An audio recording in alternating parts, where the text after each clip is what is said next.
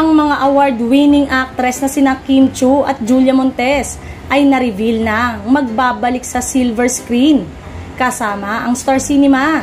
Hindi napigilan ng pinuno ng Star Cinema na si Chris Gasman ang kanyang excitement sa kanyang Instagram para ibahagi ang malaking balita. Noong May 11 at 15, nag-post siya tungkol sa mga pulong ng koponan na pinamunuan niya kasama sina Kim at Julia.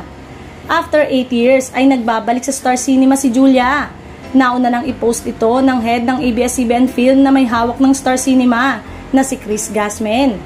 Matatanda ang taong 2016 pa ang huling pelikula ni na Julia sa Star Cinema, ang Padre de Familia, kung saan kasama niya ang boyfriend niyang si Coco Martin.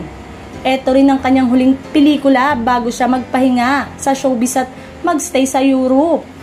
At last year nga lang siya ulit napanood sa isang pelikula kung saan nakatambal naman niya si Alden Richards sa pelikulang 5 Breakups and the Romance. Matapos nito ay isa pang magandang balita, kinumpirma rin ni Chris Gasman ang sa paghihiwalay na post. We've been wanting to work together again for years now, but timing is everything, and now it's finally happening. Bukod sa kanyang hit primetime series na Linlang, laging trending ang Philippine version ng What's Wrong with Secretary Kim ni Kim Chiu. Ayon sa source, na tila nagpapahiwatig ng pagsasama ng dalawang bigating kapamilya star ng kanilang henerasyon. Wala pang ibang detalye kung anong pelikula ang pagbibidahan ng dalawa sa Star Cinema, pero wish naman ng netizen na sana ay muli silang magsama sa isang proyekto.